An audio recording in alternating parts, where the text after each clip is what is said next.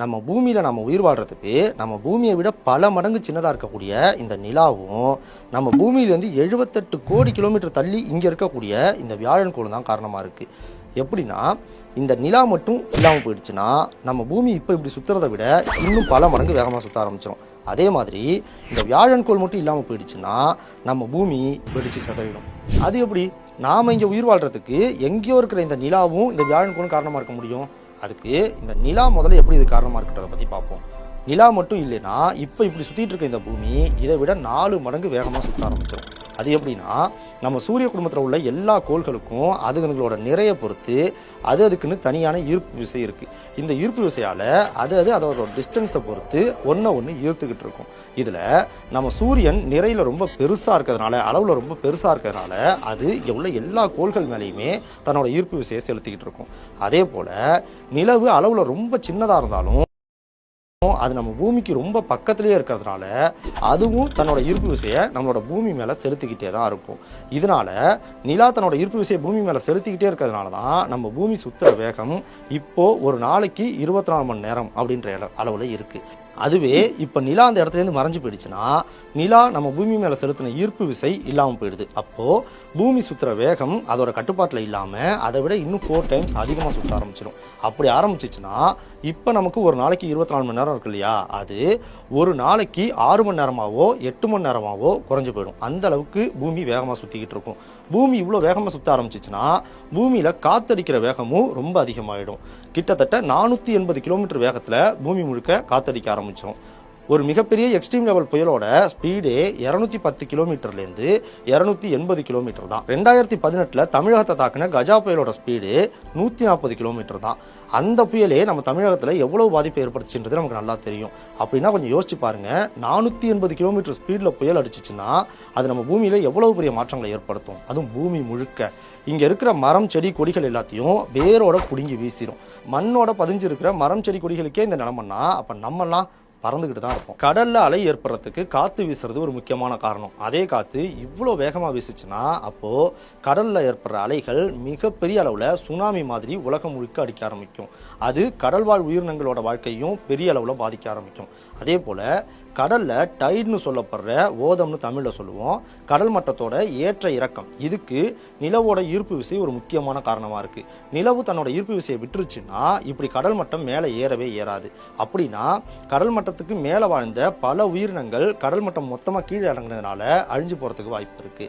அதே போல பூமியில சீசன் மாறுது இல்லையா, மழை காலம், வெயில் காலம், குளிர்காலம் இதெல்லாம் மாறி மாறி வருது இல்லையா, இதுக்கு நம்ம பூமி 23.5 டிகிரி சாஞ்சு இருக்கிறது தான் முக்கியமான காரணம்.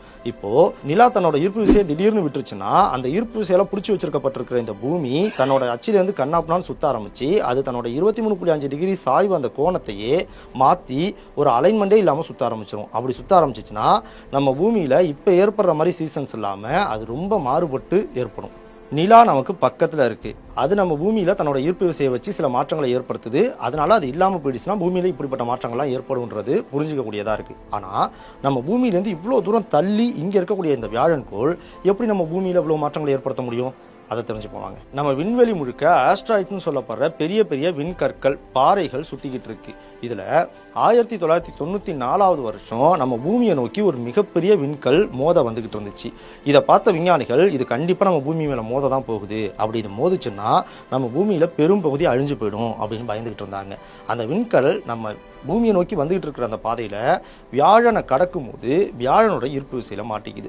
மாட்டி கொஞ்ச நாளைக்கு அந்த வியாழன் கோழியே சுற்றிக்கிட்டு இருந்து கடைசியாக வியாழனோட அதீத ஈர்ப்பு விசையில் ஈர்க்கப்பட்டு வியாழன் மேலேயே விழுந்து வெடித்து சிதறி போகுது.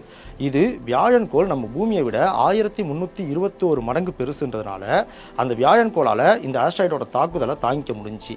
அதுவே நம்ம பூமி மேலே இந்த ஆஸ்ட்ராய்டு வந்து மோதி இருந்துச்சுன்னா கண்டிப்பாக நம்ம பூமியோட பெரும் பகுதி அழிஞ்சு போயிருக்கும். நம்ம பூமிக்கு அடுத்ததாக செவ்வாய் கிரகம் இருக்குது. இந்த செவ்வாய் கிரகத்துக்கு அடுத்தது வியாழன் கோள் இருக்கு. இந்த செவ்வாய் கிரகத்துக்கும் வியாழன் கோளுக்கும் இடையில பெரிய பெரிய விண்கற்கள் சுத்திக்கிட்டு இருக்கு. இதை ஆஸ்ட்ராய்ட் பெல்ட்னு சொல்லுவாங்க. இதுல கிட்டத்தட்ட மில்லியன் கணக்கான விண்கற்கள் சுத்திக்கிட்டு இருக்கும். இதுல ஒவ்வொரு கற்களும் 100 கிலோமீட்டர் சுற்றளவுக்கு மேல கொண்டதா கூட இருக்கும். இதெல்லாம் வியாழன் கோள் தன்னோட அதீத ஈர்ப்பு விசை காரணமா தன்னை சுத்தியே வர மாதிரி ஈர்த்து வச்சுக்கிட்டு இருக்கு.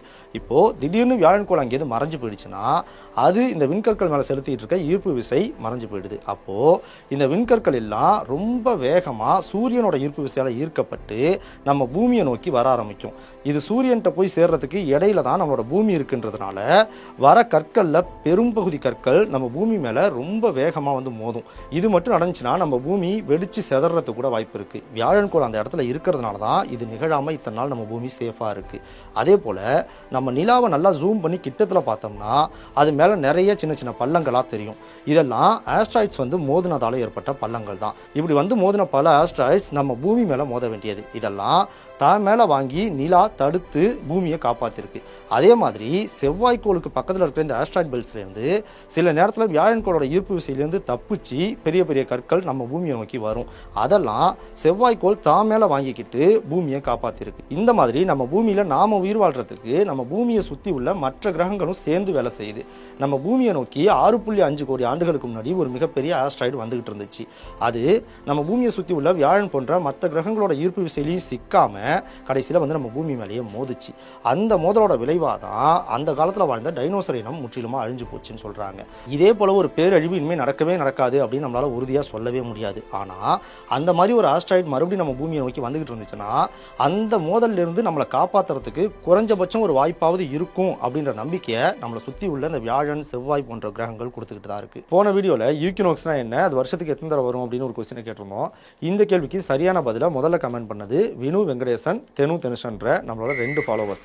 2 பேருமே ஒரே நேரத்தில் கமெண்ட் பண்ணியிருந்தாங்க.